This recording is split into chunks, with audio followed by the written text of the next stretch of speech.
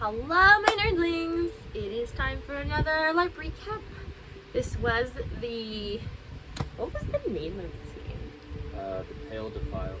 The Pale Defiled. It was also the Lavender Moon, which is like Valentine's Day for our Romanovi players. So that was actually really cool. I did not pay attention to any of that. I enjoyed just getting to learn more things about the Romanovi. I didn't even learn that much, but like, time I spent with them was nice. I don't associate with them in play. They're some of my favorite types of people. So Friday night we arrived at game. I ran off to go help with a knighting event, not a knighting event. Basically we were testing people who were either becoming knights or regaining their honor as knights, and it was a whole bunch of different like trials for them to encounter. So I went and I helped do makeup for that. Game opened, we had opening ceremonies. And then I went and I did monster makeup for 2 hours. We sent out a bunch of undead. And then what came out later? And Husks. And Husks, that's right. Husks are ancients that have passed away that are now being controlled by... They're actually not even something that's passed away per se. They've had all of their life and life energy completely taken out of their bodies by an entity known as the Drunel. And they effectively work as alabaster constructs. Yes. It's a weird situation where when you fight a husk, because you're trying to be respectful of the body that has been taken. Defiled. Yes. While still putting it to rest / destroying it peacefully, respectfully. It really depends on who you ask. Most are happy just to see them gone. The problem is that they don't just die. They go down, and then after a little bit they get back up and they continue trying to kill you. There's only certain ways to like put them to rest officially. Permanently. Yes. Yeah. Luckily that's becoming a little bit more accessible in game. We had a couple of players who have access to that sort of thing. Not many, it's very hard to come by. But it was more accessible this time around than it has been in the past, so that was less of a crisis for the players. I was one of the Husks, so, you know, I didn't really have to deal with it myself. That was Friday night. So Saturday, we got up because House Grimwald, which is the house that Wolf belongs to and I am welcome to stay with, they were hosting a pit fighting tournament? Yes. And he was competing in it. And I was former champion watching it. Yes, he was. When did you guys do it last? Like 2 years ago? Something like that. Yeah. We had to skip it for a while. Last time it happened, he was the champion, and this time you made it to the second round, which I thought you fought very well. There were a lot of disadvantages with the types of weapons people could use, and I don't know. I hope if we do it in the future, we find a more fair fighting grounds. The transition really was that with dual wielding, like sword in each hand, when you're fighting generally in game, you have to call your taglines, like 10 slashing or whatever. And you can only swing as fast as you can verbally say your taglines. Yes. In this tournament, we weren't hurting each other, thus we weren't calling damage, thus we had nothing slowing anybody down.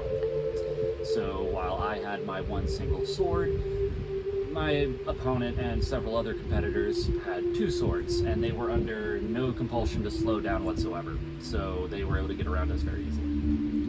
Yeah, I hope we figure out a way to like come up with better rules for next time, because It's fine. yeah, I feel like it was It's fine. Honestly, that's one of the actual advantages of being a dual wielder. That's why you would want to be a dual wielder generally. That's true. The fact that a you good actually get that advantage for once is probably a nice change of pace for them. I bought a bottle of wine before the tournament, so I shared it with people, but I was also quite, I don't want to say plastered. I was happy while watching the tournament. There's a good way to say it. It was really good. It was made by Our Lady of House Grimwald, and it was a guava white grape juice steeped in chai tea with honey wine, and it was fantastic. It was so good. Once again, no real alcohol is used in game. This is all like mocktail type stuff that we use to simulate. Yes. So I did not actually get drunk, but my character got drunk. Imagination. I went on a walk with you in the woods. Yeah, we went on a little walk. He found things. I found some swag. Yeah. While we were traveling around the woods, I found a small red leather pouch, and it was full of a handful of rare items and a handful of crown, which was a nice little thing to find. The real treat, though, was when we went a little bit further, and sitting all on its lonesome, no pouch, no case or anything, was a very rare dragon scale. And I took that. Yeah. Once we got back to House Grimwald, I knew that my lord had been looking very hard for one of those, and I traded it to him. So For some good stuff. I do have some good things coming my way now. I went on a walk later with our Theseus. Our Theseus is played by Gavin's former roommate before he moved in with me, who is an amazing person and a great player. And he is also looking to join the same prestige group as me. So I went on a walk with him and we discussed life and our paths and what we're looking to hopefully accomplish and things about ourselves from our past that have helped us become who we are. And it was actually a really nice chat. Lord Eki got knighted. Yes, the lord of my house became an official member of the Order of the Dragon. Lord Eki Rava. So he's very excited about that, and I was kind of happy I was able to find that dragon scale as basically a present for his knighting ceremony. So we went to that. It was very nice, and then I went on a walk with our Theseus, and that's when that happened. And you went drinking in the tavern with the Grimwalds to celebrate. To celebrate Ekirava's... Yeah, you all disappeared, and Adam and I were just like, where is everybody? You want to go for a walk in the forest? Yes. Yeah. We were celebrating Ekirava's knighting, and I was drinking away my sorrow. But you found cool things. I did find cool things. Yes. And after that, we had dinner. You guys had dinner at the house. I went and grabbed a vegetarian pot pie, a harvest pie as they're called. Once again, the tavern was amazing.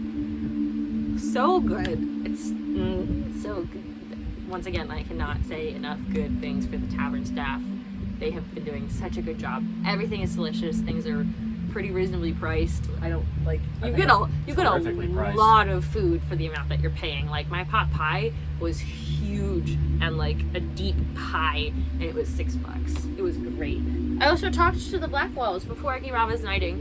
I went and I chatted with the Blackwalls. I chatted with Lucian Blackwall, and I met some of my former house, the Inverso, have now come in to play. They've made alternate characters, and they are a different house that's from Alderman. And I got to chat with my friend James, who is playing Morrigan, who is the son of the head of the house. And he's also learning Druidry, so we bonded over that. At least I think James's character is using he, him pronouns. James is a they, them, and I think Morgan is it. I need to find that out. That's important. I apologize if I'm incorrect. We ended up going because this one got a lot of money from all the fun things he found. I have given him money in the past to help him with things that he wanted because I have a pretty lucrative business myself. So I looked at him and I just went, you're gonna go buy me a drink. So we went back to the tavern and we bought one of the last bottles of booze that the bar had, because they went like crazy this game. It was great. So much business for everybody this game. Like, yes. Yeah. Money was flowing. And we went and we played Never Have I Ever, which is really fun. With my character's brother, one of my best friends. He joined us in a game of Never Have I Ever, and it basically turned into a game of how much can I make Wolf drink, specifically. You got drunk. You were also drunk from drinking with Ekirava. Yeah, I ended up drinking a lot. We played Never Have I Ever, which is really fun to do because it's things that your character has done, which doesn't necessarily have to be things that you have or have not done, which was cool for character development. Although it was really just us all taking digs at each other. That's really all it was, just constant digs. And then I went and did monster makeup, and you went and fought things. And we sent out more undead, and then a vampire came out really late at night. Yeah, we actually were attacked by a pretty big swarm of undead, which typically there's 3 factions of undead: the spectral, the corporeal, and the skeletal. Mm-hmm. And there's a special undead group that's run by a particular figure, and he has all 3 of them working together, which is very unusual as far as undead go. Yes. And then outside of them, there was a gigantic group of corporeal undead, which are basically goopy zombie folk. Ew. And I finally got to do something for the first time, where I used a couple of scrolls to buff up all my attacks, and dropped all of my offensive abilities basically on one monster, and did devastating amounts of damage, and it felt really good. I'm so proud of you. It felt really good. And then really late at night a vampire came out, but that was after we went to bed. Yeah, I'd already gone to bed by then. I killed everything, I felt like. Ooh. And then Sunday morning, I woke up nice and early. I actually got to bed at a decent time and actually got a good night's sleep. And then I woke up early and I went and I served my tea alongside Kala, who does her biscuits and gravy every Sunday morning. And it went very well having us being together, because everyone comes for biscuits and gravy, and then they were like, oh, tea! And then they were like, oh, this is really good tea. And I'm just sitting there like, yes. I feel like the whole town's been sleeping on this the whole time. Also, we have other people in our game that also sell really great teas. So, like, we have many good teas, I think. But yeah, so that went very nicely. And then I cleaned that up after a couple hours of chilling out on the porch with my teas. And then I went over to the merchants and tried to sell a few things. No one was really biting this game though, which is fine. I did learn what other people want, so I know what to make for next game, which will definitely help. And then, what else did we do Sunday? I had magic class. That's right, he learned Wrath Magic. I already had the Wrath arts. I'm now officially able to cast a first level spells from it. I really didn't do that much Sunday. I talked with Lady Orlin a bit. That's my teacher for the Druidic arts. And I talked with people. We had a dog come on to camp that apparently lives in the neighborhood over and is known for jumping the fence and running around. We found out who it belongs to and returned it. oh, we went somewhere. Oh. I don't know where the dog went. Yeah, Sunday is never very eventful. There was a hobgoblin that came out with a 6-barreled grenade launcher. Oh yeah, I hid in the trees for it because I heard it and I was like, and I was by myself and I didn't see anyone else around and I just went, I'm going in the trees now, okay, bye. And I just went, yeah, apparently it extorted the town for protection money, so that was amusing. But it was a fun game. I feel like I talked to a lot of new people I haven't really talked to before, which was great. I still have more people that are like, you don't belong to a house? You should think about changing that. And I'm like, I appreciate that, but no thank you. I feel like I'm forgetting something. Editing update. I remembered what I forgot.